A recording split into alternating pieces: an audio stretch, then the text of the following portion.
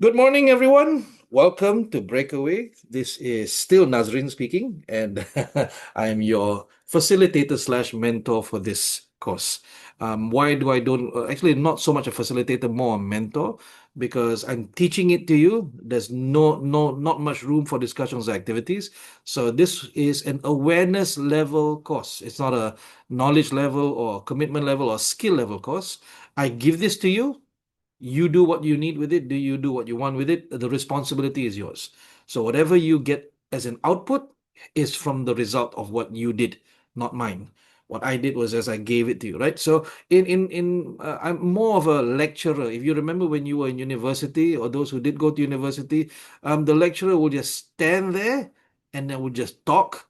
I don't care whether you're engaged or not. You understand or you don't understand. My job is just to lecture. Okay, I give you the high level stuff. Anything else, you self-study in the books lah. I give you the textbook list lah kan. So in Breakaway, I play the role more of a lecturer. But however, I do entertain questions, especially when they are related to the topic, and you really need to know because it's usually one or two things that's holding you back. And once you get that answer, you go like, you get your aha moment, your insight, then you can actually proceed. So hopefully through the questions, I get to remove some barriers for you. That being said, let's kick it off. So, welcome to class number 7.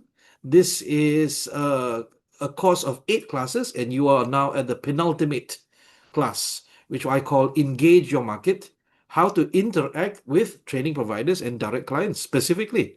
So, we can only do class 7 if you have attended classes 1 to 6. If you have done what I've asked you to do, all of the steps, then you'll be prepared for this. So, first off, is something that all marketers, all copywriters, all strategists will ask in terms of now that you know your identity statement, you know what is the branding you're putting out. The next question is, what is your value proposition? For those of you who are not or this is new to them, a value proposition is a single sentence, okay, that summarizes or makes concise your offering to the world in terms of how you can improve the world, how you can remove someone's pain, and how you can help them gain. Okay, so that's the easiest way of explaining it. How can you put it into a way that people understand it fast, people understand it very quickly? So a value proposition should clearly explain. There is no doubt in their minds. And when there is no doubt in their minds, they are more willing to connect with you. How a product fills a need. And that need can be either removing a pain, something that you're suffering from, or creating a gain. So with Breakaway, um, I did it for myself to remove my pains and to add on my gains. And for those of you who share the same profile as me, right? When I say profile, I mean we are self-employed people. We are freelancers. We struggle to get jobs, and when we have no jobs, we get depressed.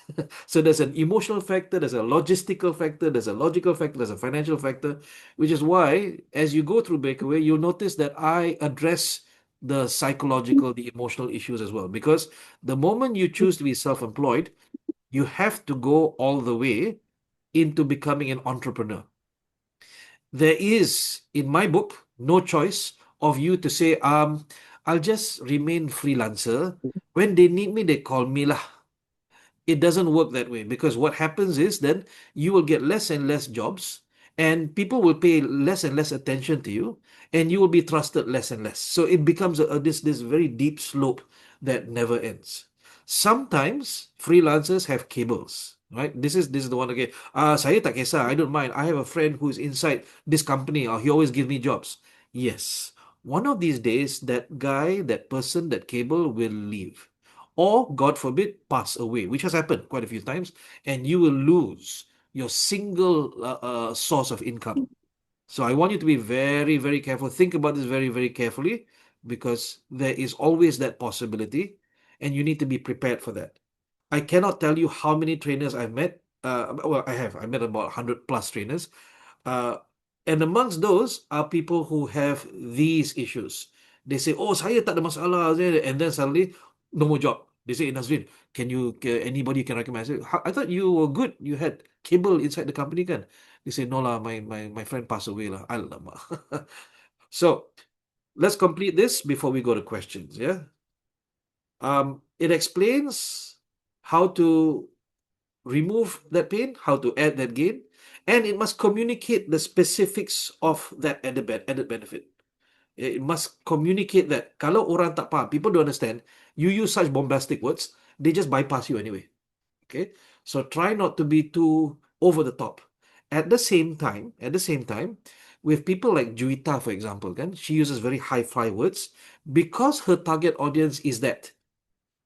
Okay, her target audience tends to choose people who are very intelligent, very smart. They need that kind of people for that kind of work. So if you read her value proposition and you don't understand it, probably you're not the target audience. Okay, she has a flair for words, and that is positioned at the right place for the people that she wants to attract, the people that she wants to buy her services.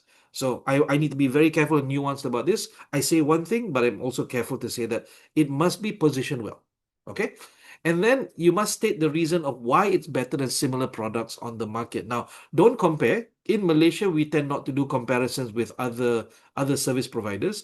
In America, I noticed the advertising trend is free for all. They can poke at each other, they can make fun and stuff like that. In Malaysia, it's not the trend, it's not the culture.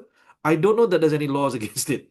All I know is that people look down on you when you start doing that. So be careful of that as well. All right, let's go to questions. I saw one from Zul. What would you like to ask? Okay, I have two parts of question. The first Yes. one will be this value proposition. How does it link to learning outcome? I mean, how does it link? Because we cannot say something in the learning outcome and at the same time we talk about something else in the way value proposition, right? That's Correct. part one. Number two is where do we put this value proposition? Do we put it in the brief summary that we talk about in the day two, or do we put in something else or in the proposal or something? Good question. So number one, the value proposition should be able to encapsulate you. So if you remember one of our friends, Dr. K, he does ISO and AI. And he asked the question, how do I combine them together? You can combine it in the value proposition, right? So the value proposition is not just about you, but your services. So for example, we did identity statement. Identity statement is about you, who you are. That's your identity. Value proposition is what you can deliver. So whether you are as an individual or as a company, that value proposition should be able to sell you. And if I were to give a positioning, and the value proposition is the convince of the connect, inform, convince, instruct sequence. So if you look at your profile, right? If you had written your profile according to the steps I gave you, that convince can easily be converted into the value proposition, or it is itself already a value proposition. You can just port out, you can just copy and paste and use. So where do we put it? Well, put it anywhere, anyhow, anywhere lah. In your proposals, upfront, not for a specific cost, mind you, upfront. Okay. For a specific cost, you have to create a specific value proposition, something more detailed. You need to create your value proposition. How do we do this? Well, there's a video I put in the website that should be able to help you step by step. But right now, I want you to think about some questions. Number one, how are you different from other learning professionals? Like I said, if you cannot differentiate, people will not be able to pay attention to you. So, second is, what value do you bring to the client? And number three, what evidence do you have of your effectiveness? So, first answer to the first question for me is that when people look at Nazrin and Nazrin's offerings and Nazrin's courses, the first thing they see, remember we talked about the first class, what people see, what people hear, what people read about you, right? The first thing they notice is like, my God, all his courses are acronyms. What the fish? What's wrong with this guy? And the more people go through the website, they go through and they say like, well, this is real consistency. It's and it impresses them. So remember this word, differentiation. Differentiation. If you are an ISO trainer, if you are a comedian, if you are a coach, how are you different from other people? Not to say better. Please don't do better. How are you different from other people? What do they see of you that's different? What do they hear of you that's different? Do you use a specific word that anchors in their heads, right? KA has, hey, what's up, guys? Matno, hey, Janji. So you need to come up with something. I have not come up with mine, so people don't hear that from me. All I'm asking is, how are you different? How are you different? All right. Uh, I've done as much differentiation as I can, and I think I stand out. I am probably the only Nazrin who is a trainer. I could be wrong, or at least I'm the only Nazrin with a D that's a trainer. And Juita, as far as you know, Juita is the only Juita who's a trainer.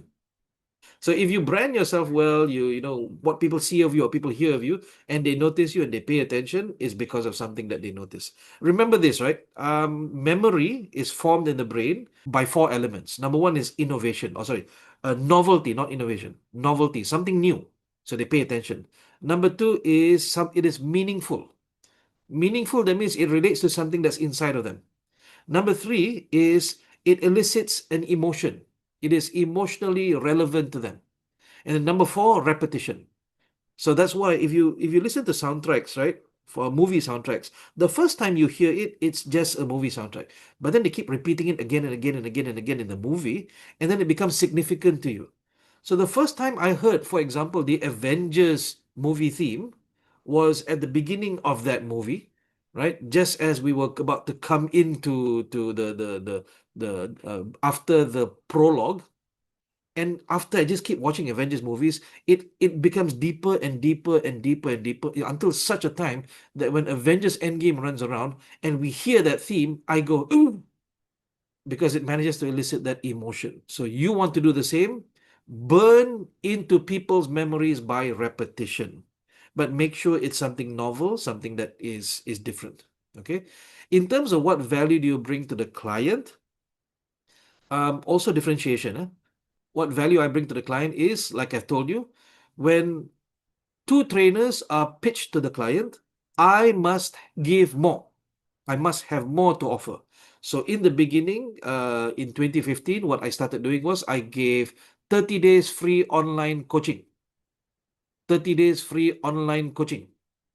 And it just so happened that even a trainer who's far more experienced than me, has more years, charged exactly the same, the clients will still choose me. Why? Because they can report to their boss, value for money. Yeah. Thank God that some training managers, they don't understand the concept of quality. So they go, oh, Nazrin gives 30 day free online coaching. Okay. Then um I thought this is not enough. What else can I do that's low cost? Low cost, huh? I can go, okay. Then I thought, hey, I know how to build websites using Google Sites. And it's pretty simple. It's ridiculously simple. I kid you not. It's so simple, but it's impressive looking. So when I go to clients, I say, okay, together with this, I give access to a self-study website which has all of the slides, curated videos, curated information, curated content for them to self-study after the course. Do they use it? I don't know, don't care. Okay. And with the training providers, I say, guess what? I can put your logo there. So, for example, if I'm my design thinking course, which is I call it design, uh, designing elegant solutions for innovation, growth, and navigation, it has been sold through a few training providers. So what I do is I just copy the website, okay, again and again and again and again, and I change the logo and I give access to the participants. Basically, it's just the link lah. If you don't have the link, you cannot get that. It's simple lah. Kan? And it makes it seem like, oh, we designed it for them, for this client. I can put the client logo also. I can put the client name also. And if you don't know this yet, it is super cheap, but it looks expensive. Then, as the AI years came about, what I started doing was I started creating GPTs. So, if you don't know what a GPT is, you can train an AI chatbot in any specific topic and train it to speak like you. So, after the course, if you cannot get in touch with Nazrin, you ask this GPT questions because I have trained it. The slides are here. I've given it all my notes. I've given it all the relevant materials in there. It knows it can speak like me. I've trained it to speak like me. I've given it my Facebook postings, so it sounds like Nazrin. In fact, the dumb jokes also sound like Nazrin. So when you have no access to me, you can check, you can ask this GPT. How many people use it? Well, I can track. I don't know who, but I can track the numbers. Different courses have different numbers lah. Do I care they use it? Not necessary. What am I doing? I'm trying to get through the gatekeeper, the training manager, the person who signs off. So in the beginning, only 30 days free online coaching, there's a lot of effort. Okay. Then hey, I can give a website. That's not much so much effort. I can give an AI chatbot, not so much effort as well. So if you were the training manager and you're not that smart, Juita comes to you with a lot of experience, and then Nazrin comes to you with a website, a GPT, and 30 days for online coaching. There is a tendency you will choose Nazrin instead of Juita. Juita will lose a job. Why? Because it seems like she has nothing extra to offer. So sorry, sis. Third question is, what evidence do you have of your effectiveness? Starting out, I had no evidence. I could not prove that I was competent or things like that. And then in 2017, for some reason, kan, some organization in India decided to give awards to many trainers in Malaysia. Right? And then they say, "Oh, you must show up to pick up your award." What? I have to show up in Mumbai just to pick up the award? No, thank you lah. And what happened was, one of our friends, our trainer friends, his name is Suhu. You might know him. Suhu went, and I was in the pasar one day with my wife, and then I get a Facebook Messenger message. He goes, "Bro, where are you? They're calling your name." And I go, "Who is this guy?" I don't remember friending him. And I say, I'm at the pasar. Why? What's wrong? What's going on? He says, "Oh, you're not here in Mumbai." And I say, "No, I'm at the pasar buying fish." And he says, "Okay, you want me to take it for you?" I said, "Take what?" "Your award." Oh, dang, I forgot about it. And I said, "Yeah, I would be grateful if you did." So he went up on stage, took the award for me. This frame award. By the way, this frame sudah pecah. I had to reframe it. And he came back and we met up for lunch, and he was so nice, and I appreciate him for this, right? So any sort of credential that you have that you can use. I know at this point in time some people is shy lah, nanti boasting. No, you're not boasting. You are trying to be paid to feed your family. I need you to think of it like that. You are, trying to feed yourself, trying to feed your family. And is it true? Did you get the commendation? Did you get that testimonial? Did you get it? If you got it, then yes, put there. Janganlah, tapi don't say, "Oh, I'm so fantastic." No. Let it speak for itself as long as it's there. All right. So you can put it into your profile, you can put it into your bio, your summary, up to you. Okay. But the idea here is, if you have it, use it. If you got it, flaunt it. Okay, Juita has a question. Yeah, I've gone through this issue with several people over the years. Like, when I give like my credentials, my experiences, the awards that I've won, blah blah blah blah blah blah. And they come back with, "Oh, you are too qualified lah for us." How like that? Remove lah. Bagi 3 sajalah, jangan bagi semua.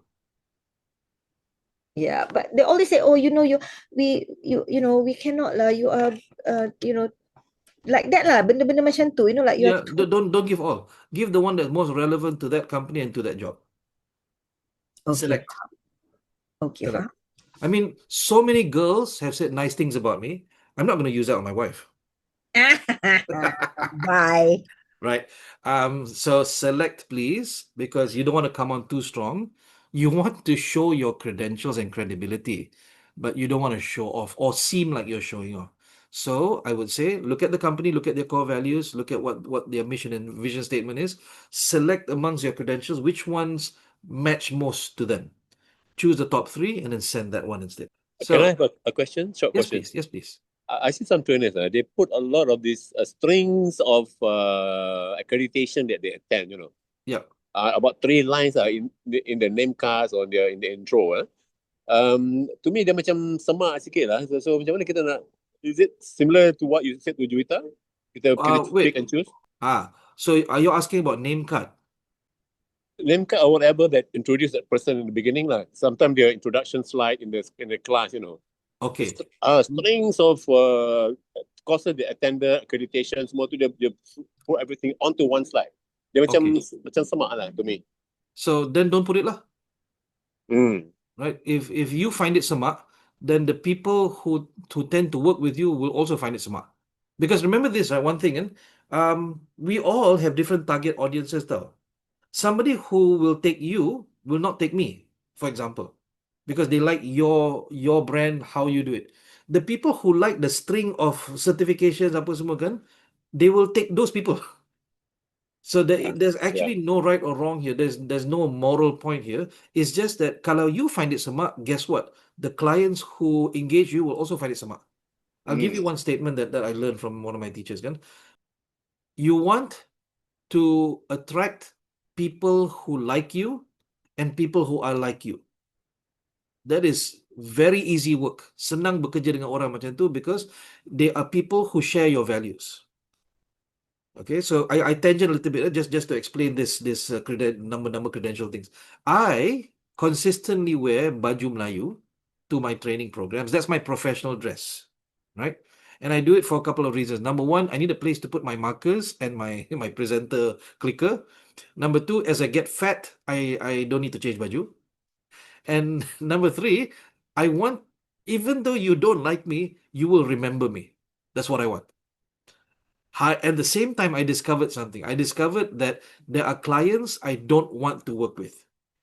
As I walk in the door, right, in the meeting, and you can see the look, and the discussion is a bit stilted, and I go, okay, we're not going to do well.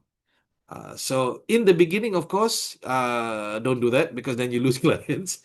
But eventually, you want to niche up or niche down so that you actually attract the kind of people who like your values. How do they know your values? Because it's in your branding. You put it out there. They read. Everybody stalks you. So you want to be careful of that. Does that answer the question so far?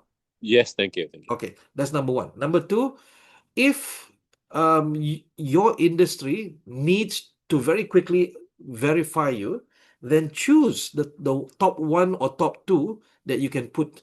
Maybe it is okay, again, I do not have the correct answer here. What I do notice is people no longer respect academic credentials as much for trainers. So if you have a MBA or a PhD, it does not look well.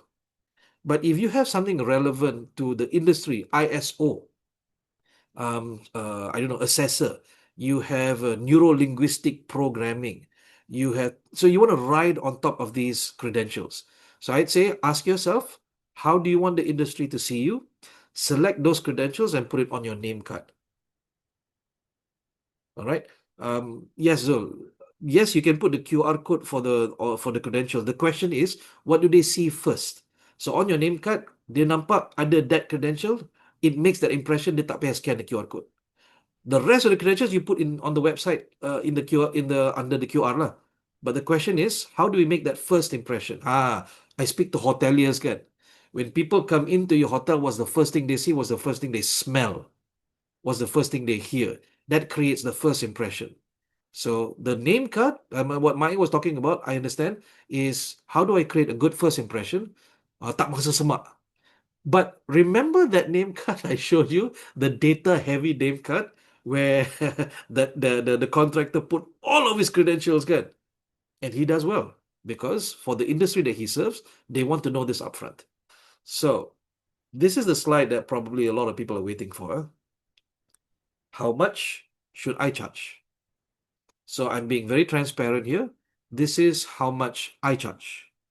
This is what we call the rate card, or at least I call it the rate card. There are a few other different definitions out there. Whenever I need to give a quick quotation, I refer to I can't remember everything. I refer to my name card, so the rate card, so that I know exactly what to reply very fast. Yeah, somewhat related, somewhat related. Just want to check um, for example, my rate per day, full day for the 7 plus 1 hour of that break, 8 hours, is 2005. And if the TP asks me, okay, fine, 2005 is your rate, quite standard. What about public training? How much do you charge per pax?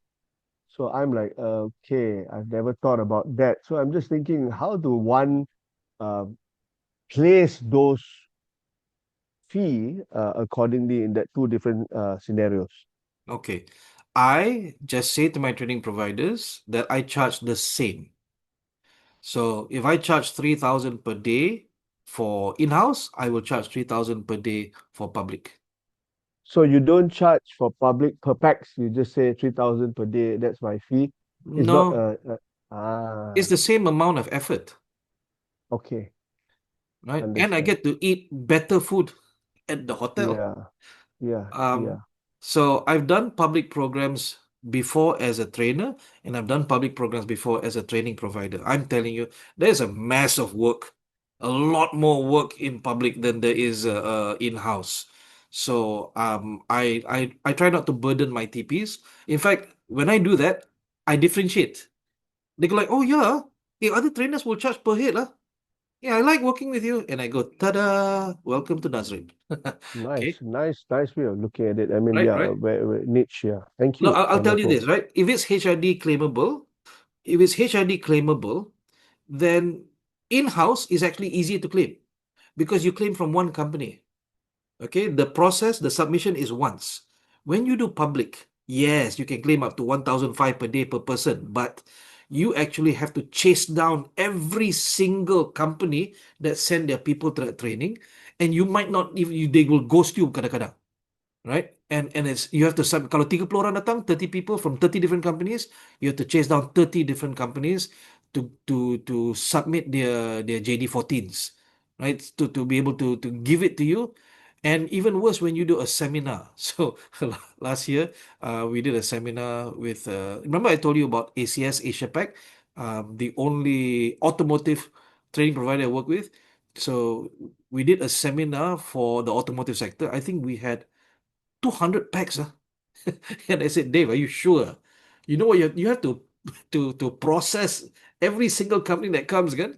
Kalau every company sends 5 people, then you have to process 5 people within that company. So I fully understand some trainers they go like, hey, you're making so much money from this public, I should have a share, kan? So I differentiate lah. When TPs tell me, trainers and that's why I guess they ask you that question because they expect that, oh, other trainers they charge per head. Okay lah, Eddie must charge per head. Like, Eddie, how much is your per head charge? And then when Eddie comes back, goes, why do I charge per head? Because it's the same amount of effort, so I charge the same as in-house lah. And then you watch the TP goes, So that means the headache will be on the TP lah. oh, Trainer no, tak TP, usah just yeah. unless you become a TP, you don't know how much headache the TP has. I can You see, the imagine. TP is always the bad guy. The trainer is always the good guy. And Yeah, they don't like that. They don't like that. So when a trainer comes along and makes life easy for them, they appreciate you, understand. Very right? nice. Thank you very That's how much. I operate. Wonderful. Because Thanks. look at it like this. Isn't it the same amount of effort? Isn't it the same amount Yeah, of effort? exactly. And Exactly. sometimes if you play your cards right, kan, you say, hey, I'm coming in from Rawang. I would like to make sure I'm there for the early and I want to be there for the second day early as well. Would it be possible to get a room? They do the calculation here. One room, 180, 230. Boleh lah. I'm making a lot of money. Boleh lah. I'll get you a room. Yeah, makes And makes a lot of sense. Yes, yes. yes. Thank you. Nice. All Thank right. you. Thank you. Juita.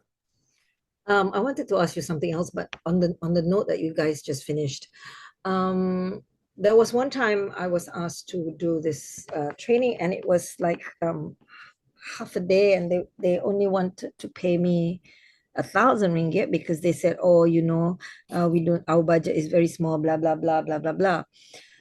There was about 200 people. It was at the Royal Chulan in KL. Yeah, so the main ballroom was full. And I found out that they charge one participant 3,800. Right. They could very well afford to pay me, the 4 hour thing, which is, if you put it here, 2005 or whatever. How do you not allow that to happen again? negotiate. So with events like this, and I think you have more insight into events like this, right? Yeah. There's almost always somebody who takes a cut. Hmm. There's almost always an introducer here, an introducer there. And then, no, I'm not making excuses for the event organizer. That's not what I'm saying. All I'm saying is that when they say they have a budget of this much only, you have the right to say yes or no. So if you say, okay, 1,000, hey, your goodie bags look nicer. Could I have one of those? And I take some time to get ready, and you want me to be pretty. Can I get a room? So one of the things, the skills that we need to have as a freelancer, also as an entrepreneur, again, negotiation. So if you believe that 1,000 is too little, negotiate lah, Yeah. right? And then I would have TPs, it has happened before where they there was this TP who wanted to pay me 300 ringgit for a full day training in Putrajaya. And I'm like, dude, are you serious? How do you deal with people like this? Brand yourself well. They do that because they don't know you. Uh, Mm. okay. So I now operate at 3,005 per day. And one TP just contacted me a few days ago during breakaway and said, so can I get your rate, daily rate? And I just said as a matter of fact, and okay, my rate is 3,005 per day. And he goes, okay, that's good. Is that negotiable? And I said, no, I've been operating like this for quite a while. Thank you very much for that information. So then he goes back and does the calculation. And yesterday he was pressing me for my profile. And I said, "Alamak, I'm editing videos today." So I said, can I send it to you on Friday? You see, sometimes the value is in the perception. Oh, hang on. I don't need to convince you of this. The value is in the perception. So create that perception. That's what Breakaway is about. Yeah, and then there's one final thing. Sometimes when you this has happened to me quite a lot, and then I call back, and then they say, "Oh, we don't have the budget." I have to call back when I don't hear from them. How do you when you give them your rate card, and they see it and they go like, "Okay lah, we don't have the budget for her," and they just don't call you back. So yeah, how do you deal with that? Like people just won't call you back because when they see your red card they get scared. So that's feedback for us. We have to ask the question, how did I handle that meeting? What was the lines of communication that I just sent without explaining? What could we have done better? Did I not brand myself well? Were they intimidated? What is it? So I don't get all TPs. I don't get all jobs. Yeah. But the ones that I do, I work hard at it so that the next time I can ask for more. Sorry. That was not my question. My question was a queue. I have not asked it. Very quick one, if you don't mind. Yes. I noticed on your slide you had charged the same amount for physical training and virtual training. That is Yes. fine, right? That's common, right? That's So I common, can yes. okay, thank you. However, your virtual training, okay, pause for a second. Breakaway today is not virtual training, it's just a webinar style. But if anyone has been to my virtual trainings, will know we use a lot of tools. Sometimes I have a virtual producer in the background handling stuff. So it's actually a lot of effort. And if you can impress the clients to go like, wow, this actually feels like an in-person training, even though it's virtual, then you justify that fee, right? So does that make sense for you? Okay. Yeah, I mean, originally I was just thinking, what props can I have? Of course, got to study how we can make online training, virtual training better and as impressive, as close and impressive as the real face-to-face one. Yeah. Okay, I'll give you the tip. In order to be impressive, reach into their hearts. Don't just reach into their minds.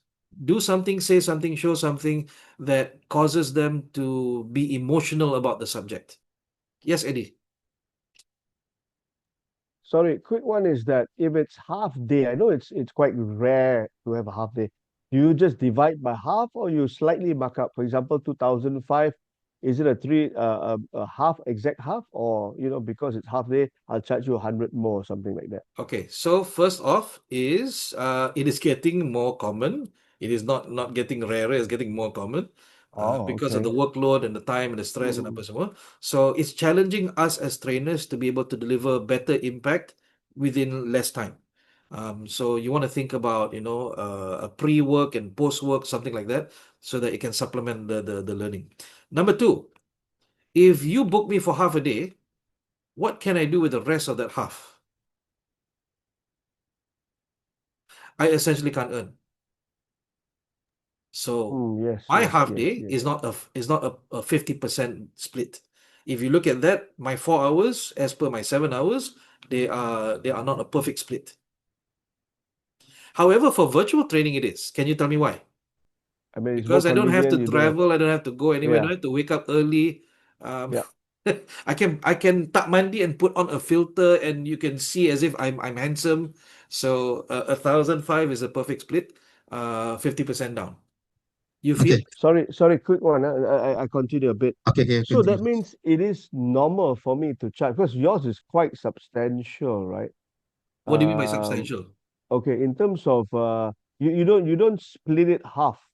So if your 7 hours is 3,000, you don't charge 1,005. You charge much more, another 750 more, right? That's correct. I That's mean, correct. okay, because I thought they will be like, ooh, pushing it a bit too much, But No, I you're see where you're looking coming from. backwards. You need to look forwards. You're Mm, looking backwards from virtual training. I need you to look forwards. And they go, huh, I think I should sell more virtual training for Nazrin. Huh? right. Get it? Okay, got it. And that's how I got a lot of half-day virtual trainings. And I Mm, could, yeah, that's how I do it. okay, thank you. You're welcome. Okay, let's proceed to training providers. So, what are training providers? What do? They serve as brokers, marketing agents, or resellers of your training programs. Some training providers, they have their own dedicated in-house training programs. That means that usually these are not sales training providers. They are what I call, L&D, learning and development training providers. The founder is the one who designed and they only run their programs. So in the case of NSYNC Learning right now, 99.99% it's my programs. The name NSYNC lives. The meaning of NSYNC lives in all of the courses. Okay. So sometimes yes. However, most training providers in Malaysia, they serve as resellers. They themselves don't have the training programs, they have to subcon. Most TPs operate within the HRD Corp registered clients with HRD registered clients. Um, this is an old slide. I have to update this. Okay. So most TPs operate with HRD Corp registered clients, and they also if they have an MOF registration, they also operate with government as well. What can you be paid? Okay, so this is pretty much the norm. It's about this right now, unless you can ask for more. Usually, you must conduct programs under their branding. So you are not allowed to give out your name card. You're not allowed to put up everything, your IG lah, your Facebook lah, apa semua. But now it does not matter anymore. I mean, whatever they like or not, people can still find you if they want. They just Google you, they'll find you immediately. So that kind of gatekeeping is getting more difficult. However, if they insist that you wear their branding, their T-shirt, okay, they say then to maintain their branding, pakailah. Okay, they give you a slide template with their logo on it for your slides. Okay, pakailah. Because remember, you are still subcontracted. However, what do they have to do? They have to cover the materials, printing, accommodation, and travel out of their margin. So, kau, kau janganlah bagi workbook 300 muka surat. Kesian Pak Cik tu nak bagi makan anak dia macam mana. So, they cover all of this. Okay? So, again, if you have questions, just put in a queue into the chat, yeah? Now, how do I classify training providers? They usually live on a spectrum, right? And that spectrum is from left to right. Okay. The first type is what I call Mydin style training providers, right? When you want to buy a TV, can you buy a TV from Mydin? Yes, you can. But if you also want to buy a TV, where can you buy a TV from Harvey Norman? Also can. Yes, can. So different clients have different needs. will go to different TPs. Now, these are the TPs I work with or used to work with. The very first one that caught me, helped me after I left Accenture was IK Asia I Knowledge, and with them I operated 1,005. That was my starting point, and 1,005 back then was fantastic at 2015 kan. Oh, wah, padahal if I do a few of those kan, dah sama gaji dengan Accenture dah. The second one, which is still to this day, is Compass Mind Asia. So IK can no longer afford me, and we parted on good terms. Compass Mind Asia is currently I'm with them, and I love them very much. They help me quite a bit. I also work with Harvey Norman style training providers. So what are Harvey Norman style? They tend to focus more on learning and development, long-term development, long-term results. So one of the first few ones I started doing for was NBO Leadership. And this was the company that sponsored my DISC certification because they needed me to do project work for them. This one, Relevance, is quite a new one. I have not started work with them, but we've signed a contract. And they pay more. They pay almost as much as HRD pays, which means as a trainer, I get paid as much as HRD would pay, which is about 6,000 per day. However, the interview process was crazy. Wah, dia macam-macam dia tanya soalan tau. Dia tanya, kalau participant buat macam ni, you buat apa? Kalau participant cakap macam ni, buat macam, alamak. I have not been through a test like that in such a long time. And then I told you the story about the capacity specialist in Cambodia. So I now co-own this company, and we're doing work within the Cambodian space. Melbourne Business School, I used to work with them. Now not so much. They do more projects as well, which is longer term, aimed at level 4. We used to have Academy of Creative Transformation. This is where I learned theater. And sadly, the company is still alive, but they pivoted into something else. I am still a director there. So we set up the company together with my theater teacher, Gregory Heno, and Marie Singh, who does a lot of intercultural work for companies. So this is the one I sayang lah. We had a really good training provider company here. And recently, Leaderonomics, one of my favorite ones, because Leaderonomics does a lot of good work, long-term developmental work. With them, I do work for SD Guthrie and New Britain Palm Oil Limited in Papua New Guinea. That's what got me into Papua New Guinea. That was fun. But when they stopped, then my Papua New Guinea also stopped lah. Now, when you meet with training providers, here is what I recommend. Training providers are human beings. Okay, they are human beings. Don't make any assumptions. Communicate your values. Tell them your do's and don'ts. Tell them your should and shouldn'ts. Tell them your boundaries. So whenever I meet a new TP, I'm very careful to tell them, these are the clients I will not accept. If you need help, I can find another trainer to do it for you, but I will not accept these clients. Okay, so I will not accept any company that are overt supporters. You support diam-diam, I don't know, I don't care. But any overt supporters of Zionism and any companies dealing directly in tobacco, gambling, and alcohol industries. So if the subsidiary I'm doing work for, okay, the main company is involved in gambling, for example. Okay, so but if the subsidiary, the sister subsidiary is not involved, then I'm okay to accept it. I just don't want to. Okay, one or two things. Number one, yes, I want to follow my faith. At the same time, remember that it shows up on your resume, though.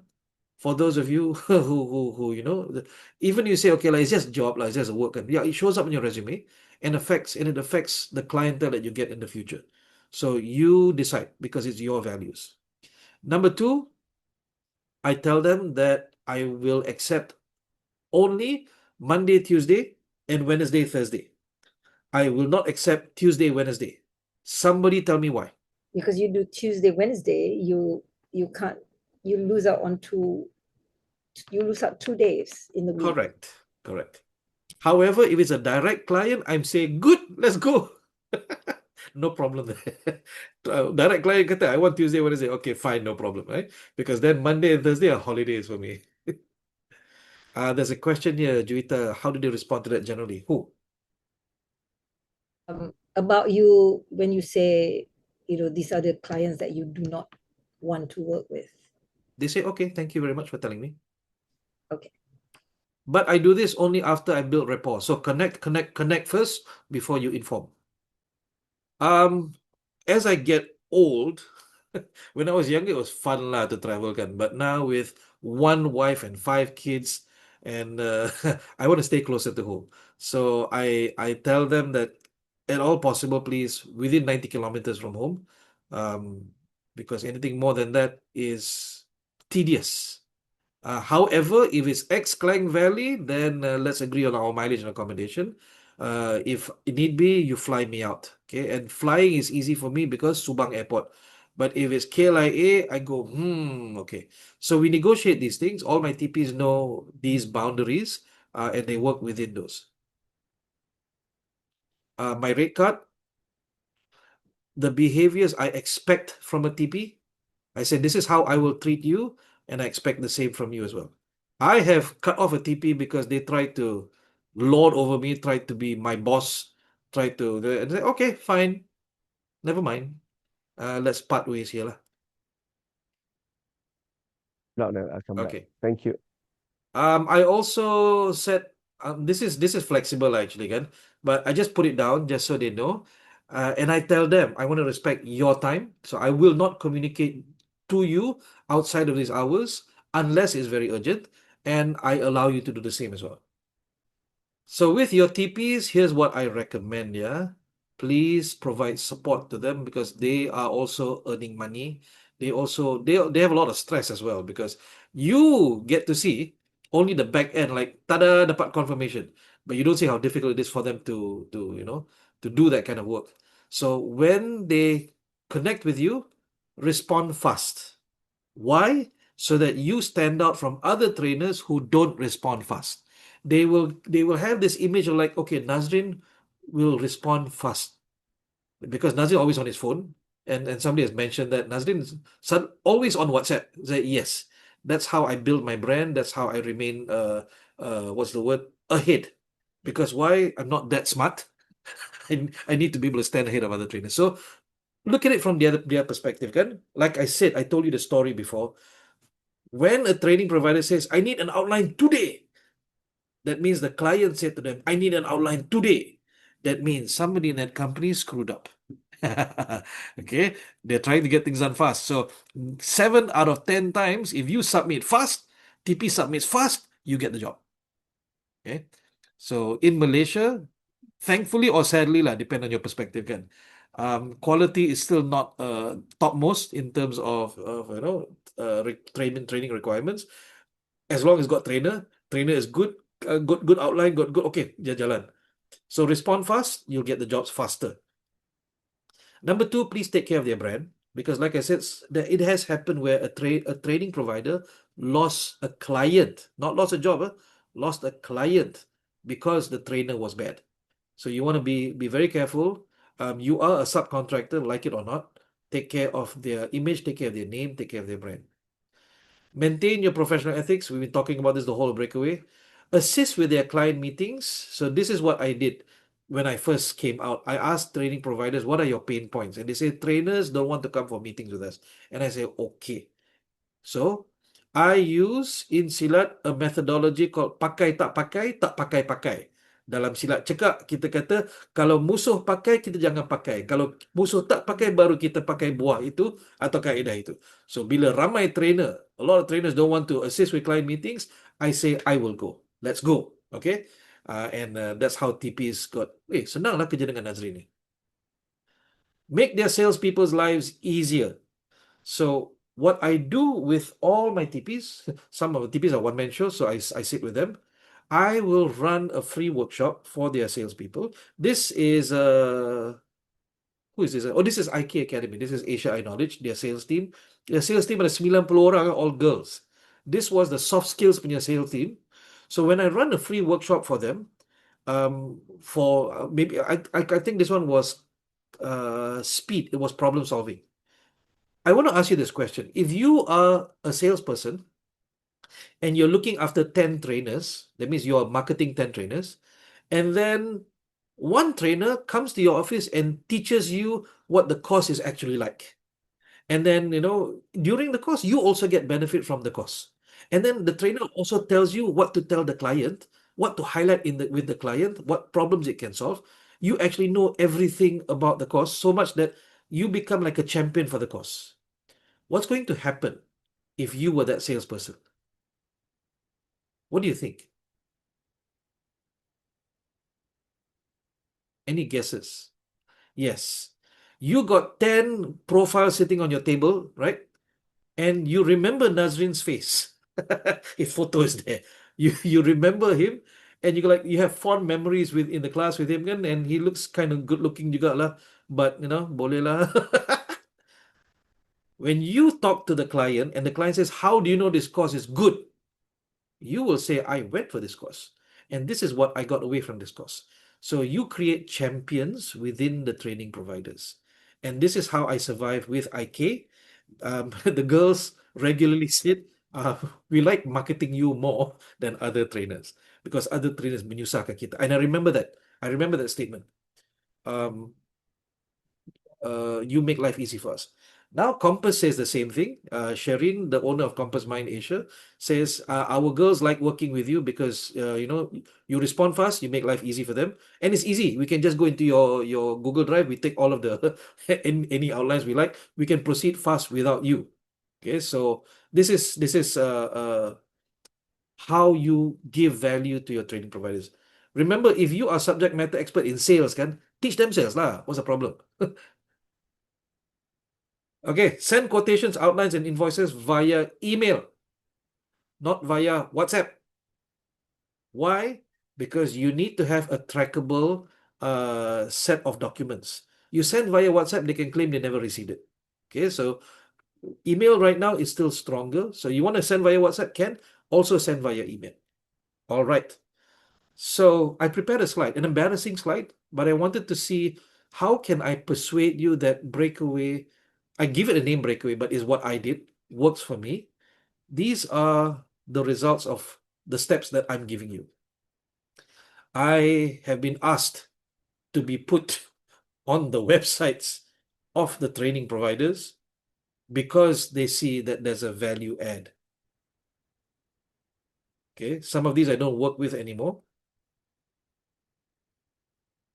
but it's something that people, when they stalk you, when they search your name, these websites will pop up. Not just your website, but this website. And they're like, wow, he does work for a lot of people. They seem to trust him. And that opens doors. Okay. Next, let's talk about connecting with training providers. Some people, I don't know how to connect training providers. Guys, in the BreakAway group, in the BreakAway website, I have given you the whole Excel spreadsheet of my most updated Excel of all the training providers in Malaysia. Some of them, granted, have become inactive, but their contacts are there, their emails, their addresses, their phone numbers. Now, if I update from the HRD Corp website, the addresses are not there. They no longer have addresses, physical addresses. Mine still has them, so you can actually filter for different states. So Dr. K, if you want to work with TPs in Penang, then you can just filter for Penang. If you want to, I created that column filter because why? Yes, I did that manually because I needed to be able to focus on KL Selangor. There are organizations of training providers that you can go and fish in. But if you need direct contacts, you just go there. At the same time, talk to other trainers. Look at what Cairo has just done for you. Yeah, he says new trainers should start with IK. Their fee margin quite low, but they can get you, what's the word I'm looking for? They can get you a lot of work. Okay, Compass also is similar. They can get you a lot of work because they work primarily with SMEs. Cool. Okay. Now, what else can you leverage? So in the last class, we talked about leveraging marketplaces. How about leveraging people who can connect you with clients? Now, this is a company called Easy Spark, and it was set up by my friend, Francesco. He's everybody's friend, Francesco Argento. He is non-Malaysian, but he lives in Malaysia, formerly of UCSI University. So he was running the training provider in UCSI once upon a time. Then he left and he set up Easy Spark. And Easy Spark was one of the first few websites that use artificial intelligence to be able to connect trainers to clients. And guess what? This one, you don't need to go through a TP because EasySpark serves as a TP. Okay, they serve as a TP. So what's different, of course, is instead of you getting 30% and then the training provider get that 70%, it switches the other way around. Why? Because they don't have a lot of effort. Okay, it's all automated, so they can offer this to you. 70% of the payment goes to you, 30% goes to them. And as Francesco offered to me, the more work you do with them, the more work you get with them, that 30% can go down as well. Okay, so what your responsibility is you have to represent yourself. The client will request a meeting. You have to meet. The EasySpark will not go with you. Okay, you have to meet. You have to counting the pricing apa semua, and then once the pricing is done, you close that deal. Then EasySpark will take care of the administration. Okay, I don't see any cues for question, so we shall move on. Then, if you have some HR background, right, or HR relevant topics, step 40 is the Malaysia HR Forum. They can sell you because they're also a training provider, we're quite a big training provider. And I've put the link into the website. You can go there, you can sign up there. Can I guarantee you'll get any jobs? No, because they have a lot of trainers under them. So you want to be able to stand out. Step 41, Reskills. So Reskills is a website that popped up during COVID, and they are a Malaysian virtual learning company, but they are global because they do virtual classes, recorded classes, webinars. You want to be aware that when you run what they call an online or on live, you get paid 50 USD for a 75-minute virtual class. So it's a way for you to brand yourself to get your name out there internationally. But please remember that whatever you record, that copyright remains with them. That means they can sell and resell and oversell whatever they want over and over and over again, and you don't get a dime. You don't get a cent. Okay, so if you feel that I'm doing this to brand myself, to put my name out in the world, okay, for 50 USD for 75 minutes, okay, fine. If you have, like me, 28 courses that you can sell, so I can do 28 of these webinars, these virtual classes, these on lives, before they run out of things to pay me. Okay, so this is another option. So that's through training providers. How about direct clients? So direct clients, you have HRDC, okay, but you must be registered. You must be registered as a training provider. Either that or you befriend a trustworthy training provider who is willing to do the admin work for a fee. So you count him lah, how many percent.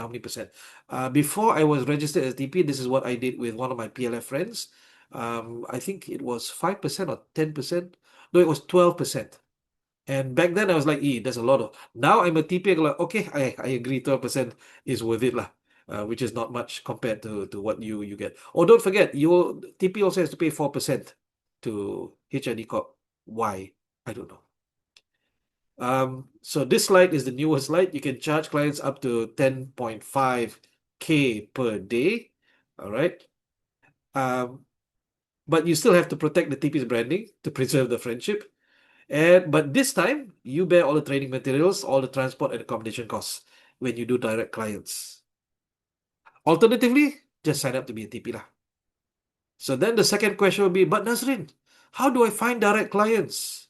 Guys, I have given you all my client listings in the website. Go and find. There's phone numbers, there's email addresses. I can't guarantee how updated it is, but there's thousands of phone numbers and email addresses there.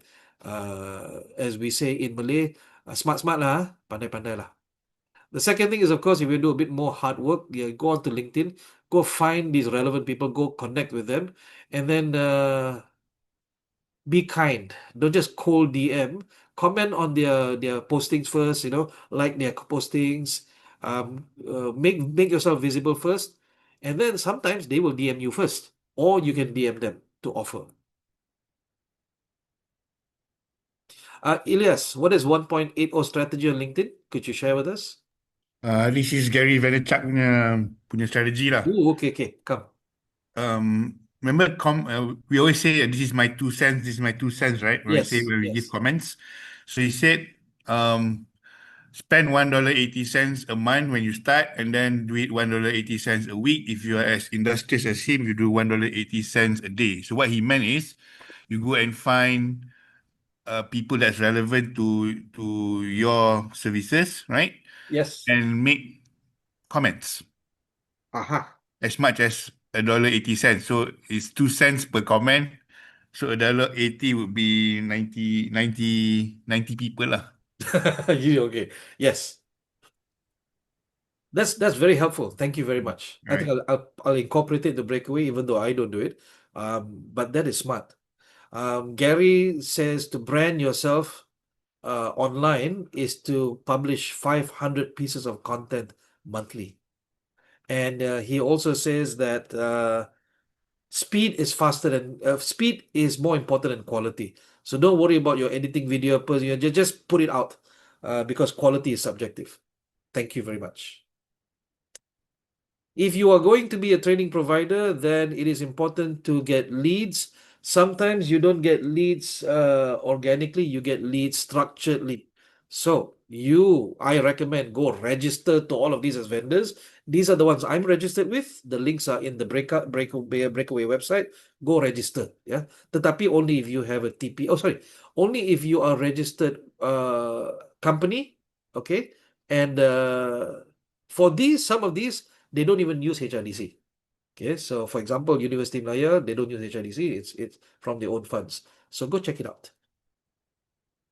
Maybe this step should have been earlier, but yes, when you can, register as a TP.